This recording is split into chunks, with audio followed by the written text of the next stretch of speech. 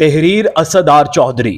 कोहिनूर हीरा जिसके लिए जंगें छिड़ गईं, जिसके हुसूल के लिए सर काटे गए। क्या है इस कोहिनूर हीरे में, जानते हैं आज की कहानी में। कोहिनूर हीरे की कीमत जानकर आप दंग रह जाएंगे। कोहिनूर हीरे की तारीखी अहमियत, मुनफरिद खुसूसियात और इस हकीकत की वजह से इसकी कीमत का सही अंदाजा लगाना मुश्किल है, क्योंकि ये बरतानवी ताज के जवाहरात का हिस्सा है जिन्हें अनमोल समझा जाता है। ताहम अगर हम इसकी जिस्मानी खुसूसियात की बुनियाद पर इसकी मालियत का अंदाजा लगाने की कोशिश करें तो ये अब भी एक इंतहाई कीमती जवाहर होगा। कोहिनूर हीरा एक बेरंग हीरा है जो अपने साइज और वजाहत के लिए जाना जाता है। इसके सही वजन में कई सालों में रीकटिंग की वजह से तब्दीली आ गई है, लेकिन ख्याल किया जाता है कि ये अपनी मौजूदा शक्ल में तकरीबन 105.6 कैरेट्स है। हीरों की कदर आमतौर पर 4CS की बुनियाद पर की जाती है: कैरेट, वजन, रंग, वजाहत और कट। कोहिनूर के गैर मामूली साइज और कयास के मयार को देखते हुए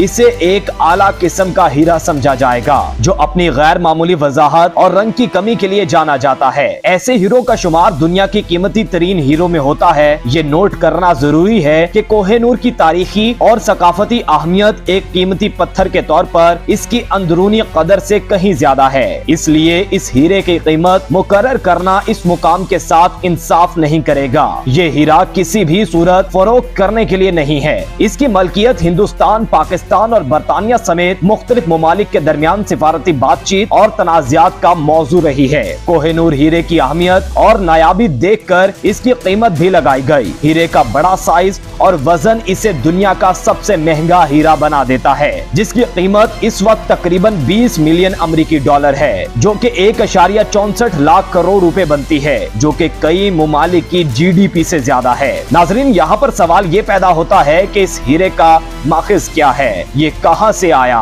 कोहिनूर के बारे में कहा जाता है कि शायद तुर्कों ने इसे जनूबी हिंदुस्तान के किसी मंदिर में से बुत की आंख से निकाला था। कोहिनूर का पहला सरकारी जिक्र सन 1750 में नादिर शाह के हिंदुस्तान पर हमले के जेल में फारसी मौरिख मोहम्मद मरवी ने किया है। मरवी लिखते हैं कि उन्होंने कोहिनूर को अपनी आंखों से देखा था। वो उस वक्त तख्ते ताउस के बलाई हिस्से में जुड़ा था, जिसे नादिर शाह दिल्ली से लूटकर ईरान ले गया था। कोहिनूर मुर्गी के अंडे के बराबर था और कहा जाता है कि इसे फरोख्त करके सारी दुनिया के लोगों को 2.5 दिन तक खाना खिलाया जा सकता है। तख्ते ताउस को बनाने में ताजमहल के मुकाबले में दुगना रकम लगी थी। बाद में कोहिनूर को तख्त से निकाला गया ताकि नादिर शाह इसे अपने बाजू पर बांध सके। कोहिनूर हीरे के साथ इसी तरह बहुत सी रवायात मंसूब हैं। ये भी ख्याल किया जाता है कि इसके कानकुनी हिंदुस्तान के इलाके गोलकंडा में हुई थी, जो 13वीं सदी के अवाइल में हीरे की कानों के लिए मशहूर था। कोहिनूर हीरा मुगल बादशाहों के दरबार का हिस्सा भी रहा।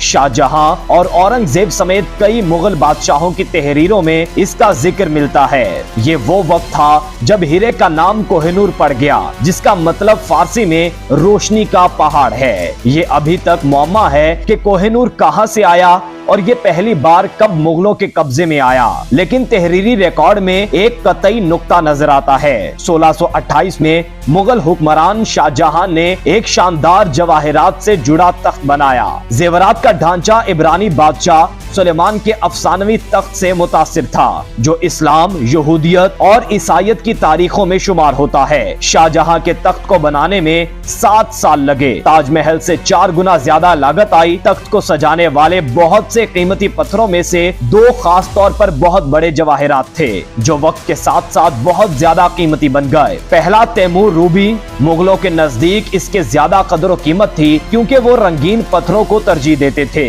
और दूसरा था कोहिनूर, जो तख्त के बिल्कुल ऊपर एक चमकते हुए कीमती पत्थर के सर में रखा हुआ था। म्योर तख्त की तख्लीक के बाद 1 सदी तक मुगल सल्तनत ने हिंदुस्तान और इससे बाहर अपनी बालादस्ती बरकरार रखी। ये एशिया की अमीर तरीन रियासत थी। दारुल हुकूमत दिल्ली में 20 लाख अफराद आबाद थे, जो कि लंदन और पेरिस की मुश्तरका आबादी से ज्यादा थे। लेकिन इस खुशहाली ने वसती एशिया के दूसरे हुक्मरानों की तवज्जो अपनी तरफ मबजूल कराई, बशमूल फारस के हुक्मरान नादिर शाह के। मुगल बादशाह मोहम्मद शाह रंगीला के दौर में नादिर शाह ने मुगल सल्तनत पर हमला कर दिया। नादिर शाह ने करनाल के करीब अपने 1.5 लाख फौजियों के साथ मुगल बादशाह मोहम्मद शाह रंगीला की 10 लाख फौज को शिकस्त दी थी। दिल्ली पहुंचते ही नादिर शाह ने ऐसा कत्लेआम करवाया जिसकी मिसालें तारीख में शाज़ो नादिर मिलती हैं। नादिर शाह ने इस शर्त पर यह कत्लेआम रोक दिया कि दिल्ली छोड़ने से पहले उन्हें 100 करोड़ रुपए दिए जाएं। नादिर शाह ने कोहिनूर के हुसूल के लिए कोशिशें शुरू कर दी। दरबार की एक रकासा नूरबाई ने नादिर शाह को खबर दी कि मोहम्मद शाह रंगीला ने कोहिनूर को अपनी पगड़ी में छुपा रखा है। ये सुनकर नादिर शाह ने मोहम्मद शाह से कहा कि आइए दोस्ती की खातिर आपस में अपनी पगड़ियों का तबादला कर लें। इस तरह कोहिनूर नादिर शाह के हाथ आया। जब उन्होंने पहली बार कोहिनूर को देखा तो वो देखते रह गए। उन्होंने इसका नाम कोहिनूर यानी रोशनी का पहाड़ रख दिया।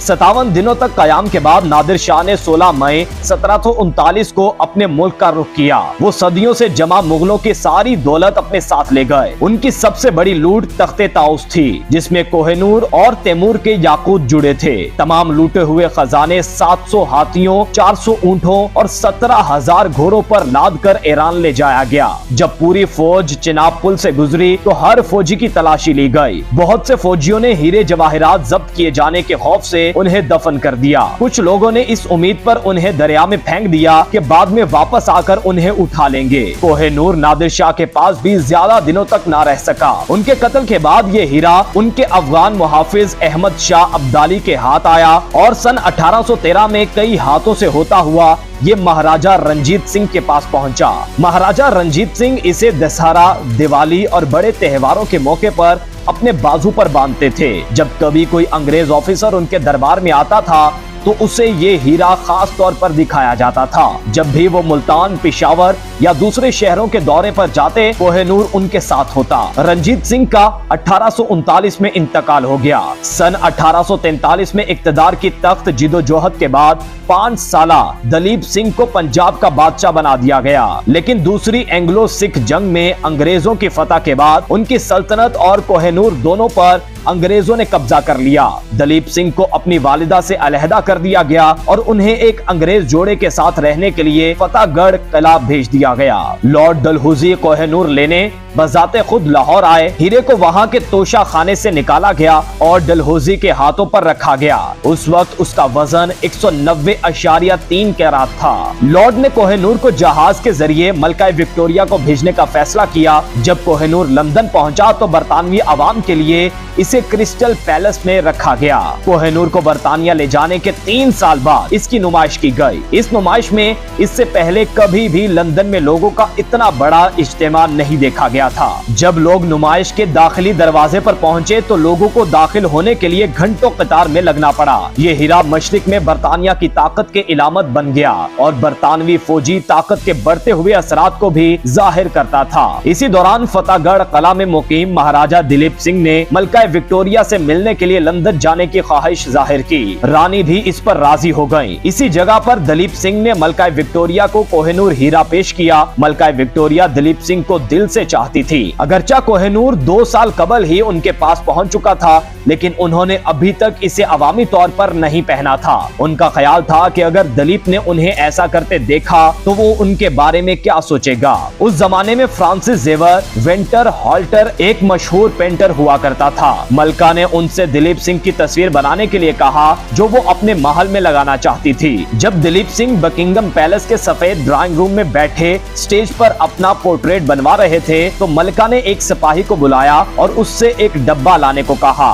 जिसमें कोहिनूर रखा हुआ था। उन्होंने दिलीप सिंह से कहा कि मैं आपको एक चीज दिखाना चाहती हूँ। दिलीप सिंह ने जैसे ही इसे देखा उन्होंने कोहिनूर को अपने हाथों में ले लिया। खिड़की के पास ले जाकर उसे रोशनी में देखा। उस वक्त तक इस कोहिनूर की शक्ल बदल गई थी और उसे काट दिया गया था। अब ये कोहिनूर नहीं था जो दिलीप सिंह पंजाब के महाराजा के तौर पर पहना करते थे। थोड़ी देर कोहिनूर देखने के बाद दिलीप सिंह ने मलका से कहा, योर मैजेस्टी, मेरे लिए ये बहुत एजाज की बात है कि ये हीरा मैं आपको बतौर तोहफा दूं। मलका विक्टोरिया ने हीरा उनसे लिया और अपनी मौत तक इसे मुसलसल पहनती रही। मलका विक्टोरिया के बाद उनके बेटे किंग एडवर्ड हश्तम ने कोहिनूर को अपने ताज में नहीं लगाया, लेकिन उनकी अहलिया मलिका अलेक्जेंड्रा ने अपने ताज में उसे जगह दी। कोहिनूर के साथ एक तोहम परस्ती फैल गई कि जो भी इसे छुएगा वो बर्बाद हो जाएगा, लेकिन खवातीन को इसे पहनने में कोई दुश्वारी नहीं थी। बाद में मुस्तकबिल के बादशाह जॉर्ज पंजम की अहलिया शहजादी मैरी ने भी इसे अपने ताज में लगवाया था, लेकिन इसके बाद मलिका एलिजाबेथ दोयम ने कोहिनूर को अपने ताज में जगह नहीं दी। आजकल दुनिया का सबसे मशहूर हीरा टावर ऑफ लंदन के